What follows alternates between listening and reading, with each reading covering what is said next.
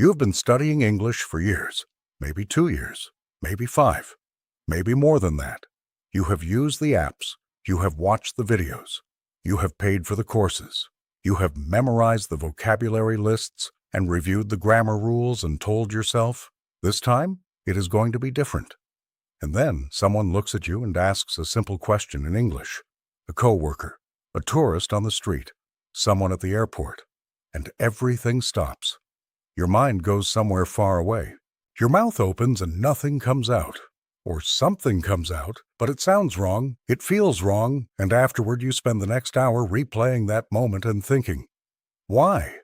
Why, after all this time, does this still happen to me? Take a moment with that, because I want to ask you something. Not a test, not a trick, a real question. What if the problem has nothing to do with how much you studied? What if the problem is not your vocabulary, not your grammar, not even your pronunciation? What if the real block, the one thing keeping you stuck, is something that no course ever told you to change? If you have ever felt that heaviness, that quiet frustration of knowing English but not being able to speak it, I want you to know something right now. You are not behind. You are not slow. You are not broken. You have been training the wrong thing. And today, we are going to change that. Today, we are going to talk about the mindset shift, the specific way of thinking that separates the people who stay stuck from the people who finally start speaking. Stay with me. Here's something I want you to think about. There is a man who grew up in South Africa. He was not born into a tech family. He was not given a head start in rockets or electric cars or satellites. He learned how to build those things by approaching them from a completely different angle than everyone else.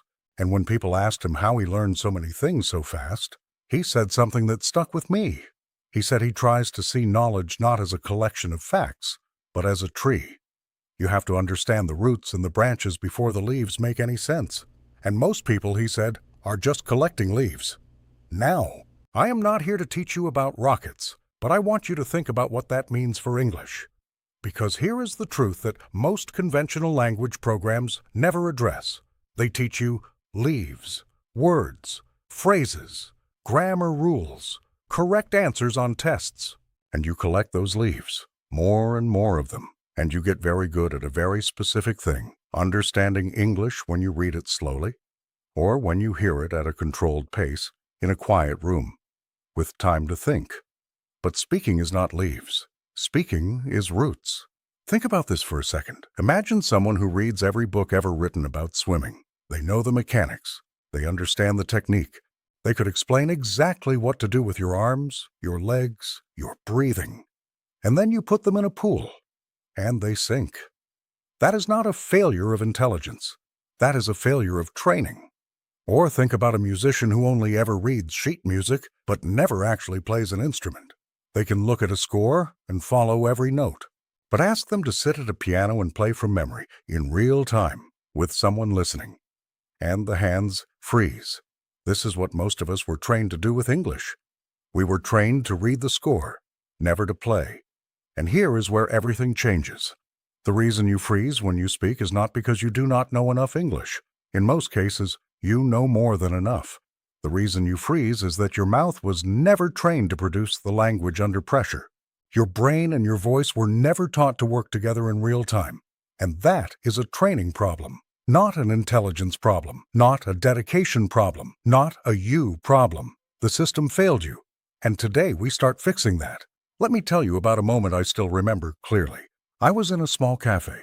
A man sat down next to me, looked at the menu, looked at me, and asked, in English, if I knew what the daily special was. A simple question, a completely normal question, and I knew the words. I knew exactly what the answer was. I had been studying English for years at that point. But when I opened my mouth, what came out was not an answer. What came out was a kind of noise, something between a word and a silence. And then I smiled, and I pointed at the menu, and he nodded and looked away. I sat there for 20 minutes after that, going over what I should have said. It would have been 4 words, 4 simple words, and I could not do it. That moment stayed with me. Not because it was the worst experience I ever had. It was not. But because I realized something in that cafe that I had never allowed myself to admit before. I'd been learning English, but I had never been practicing speaking English. Those are not the same thing. They have never been the same thing. The turning point came a few weeks after that. I started doing something different, something small, something almost embarrassing. I started talking to myself, out loud, in English. Not reading out loud, talking, narrating what I was doing, describing what I saw, saying whatever came to mind, even if it was broken, even if it was slow, even if no one would have understood it. And something happened. It did not happen immediately. It was not dramatic. But after a few weeks, I noticed that when someone spoke to me in English, the response started coming faster. Not perfect, not fluent, but faster. The gap between hearing and speaking, that terrible frozen pause, started to shrink. That was when I understood. The problem was never knowledge. The problem was practice. Real practice. Spoken practice. The kind that trains your mouth, not just your mind. And that is exactly what I want to give you today. Not theory. A system. A specific set of practices that you can start using today. Alone. Without a partner. Without a tutor. Without a classroom. Before I show you this, I want you to understand something important. What I am about to share is not complicated. It is not a secret. It is 3 principles that, when practiced consistently, address the real reason most people stay stuck. I call this approach the identity shift method, because the core of everything we are about to do is not changing your vocabulary or your grammar. It is changing how you see yourself in relation to English. Here is the first principle. It is called declare. Most people treat English like a subject they are studying, something external, something they are trying to acquire. And as long as you treat it that way, your brain will always put a small wall between you and the language, a wall that says, not yet. You are not ready yet. You still need more. The shift is this. Stop being a student of English. Start being a speaker of English who is still developing. Those are not the same identity. One of them is waiting for permission. The other is already in motion. In practice, this means one thing. You speak from day one. Not perfectly, not fluently, but you speak every day, out loud. You declare your intention through action, not through study.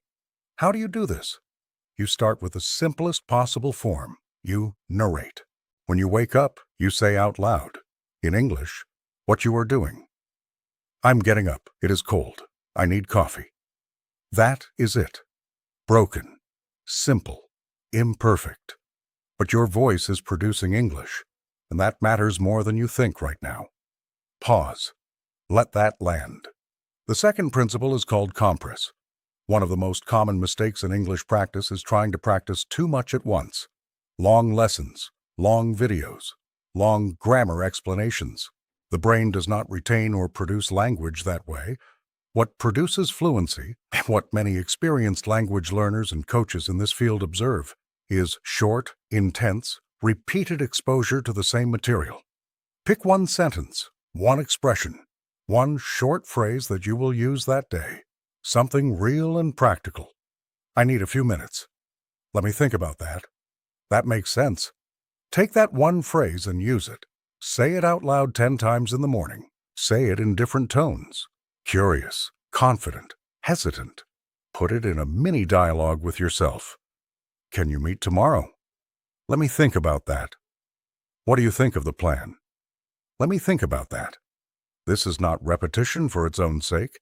This is training your mouth to own that phrase, to make it automatic, so that when you need it in a real conversation, it comes out without a second of delay. Short, compressed, repeated. That is how automatic language is built. The third principle, and stay with me here because this one is the most important, is called convert. Everything you consume passively in English, a video, a song, a podcast, a movie scene, is input. Input is necessary, but input alone is not fluency. Fluency happens when you take that input and convert it into output, when you take what you heard and make your voice produce it. The practice is simple.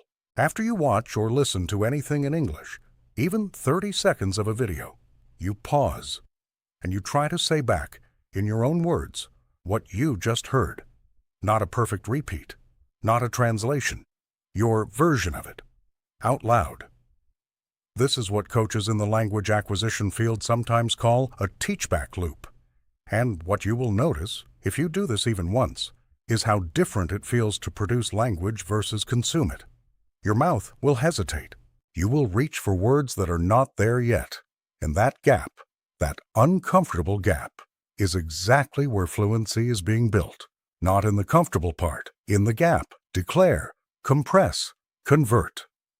These three things, practiced consistently, create something that years of passive study never could, a voice that is ready to respond.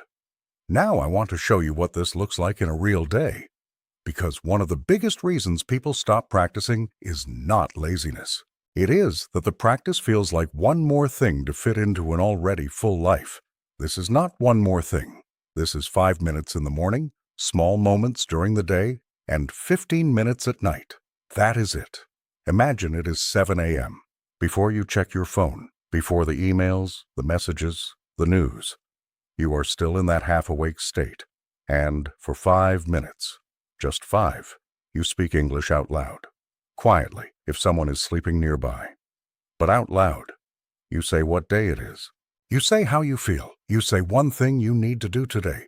You are not performing. You are warming up. A runner warms up before a race. A musician plays a scale before a concert. You speak before the day begins. Why does this work? Because your brain is still in production mode. It has not yet been flooded with passive input. The scroll, the news, the notifications. Those 5 minutes of spoken output train your brain to treat English as something you produce, not just something you receive. During the day, the practice lives inside the moments you already have. The commute, the line at the coffee shop, the 5 minutes between meetings. You are not sitting down to study. You are converting those dead moments into practice time. Listen to one short piece of English, a minute, 2 minutes of a podcast or a clip. Then, with your voice low or even silent, you say back what you heard. Your version. Your words. That is the compress and convert cycle happening in real time, inside your existing routine. This is what habit stacking means. Connecting the new practice to something you already do, so it requires no extra decision, no extra motivation. There will be days when you want to skip this. I want to name that right now. That is normal. That is not failure. That is the process. Skip one day and come back the next. The practice does not break if you miss a day. It only breaks if you use one missed day as proof that you cannot do this. At night, before you sleep, you do 3 things. You spend 10 minutes on focused practice, shadowing a short clip of English audio, matching the rhythm and the sound of a native speaker, not the meaning.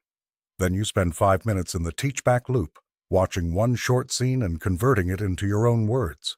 And then, just before you close your eyes, you spend 2 minutes answering 3 questions. Out loud, in English, quietly. What did I learn today? What was hard? What felt a little easier than yesterday? That last question matters more than you know. We will talk about why in a moment. I want to talk about something that no one in the language learning world talks about enough, and that is the long middle. The long middle is the phase between beginner and fluent. It is the phase where you are no longer new, but you are not yet there. And it is the most dangerous phase, because in the long middle, progress becomes invisible. You do not feel yourself improving day to day. The gains are too small, too slow, too quiet. And that is exactly when most people stop.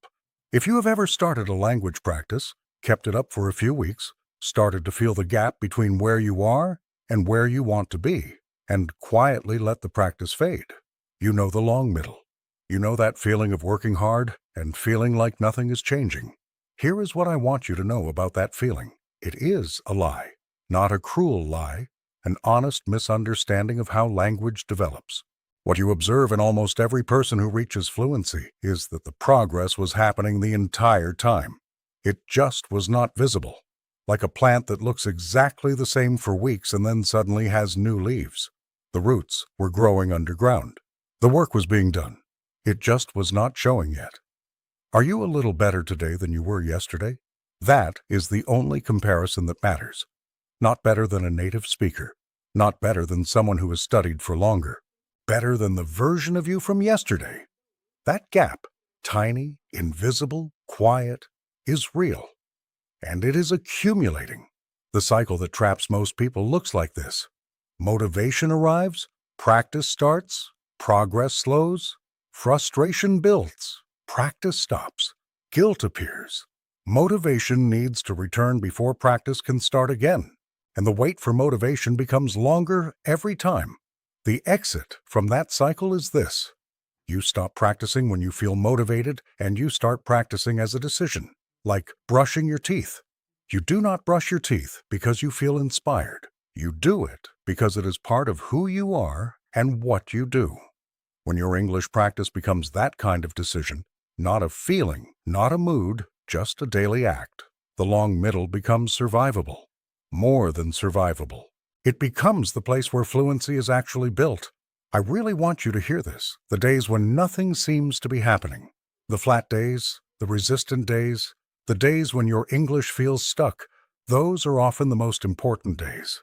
Because showing up on those days is what separates the people who get there from the people who do not. You are building something real, and it is working, even when you cannot see it. So right now, after this episode ends, I want you to do one small thing. Not tomorrow, not next week. Today, right now, after you close this video, say this sentence out loud with your real voice. I am someone who speaks English. I am still developing, but I am already speaking. Say it slowly. Say it clearly. Say it loud enough to hear your own voice. Say it twice if you need to. Not because it is magic, not because saying it once will change everything, but because every time you produce English out loud, even one sentence, even alone in a room, you are training your brain and your body to recognize that this language belongs to you, that this voice is an English voice too. That is where fluency starts. Not in a classroom, not in an app. In the decision to speak even before you feel ready. Thank you for being here today. I mean that sincerely. Keep going, and I will see you in the next episode.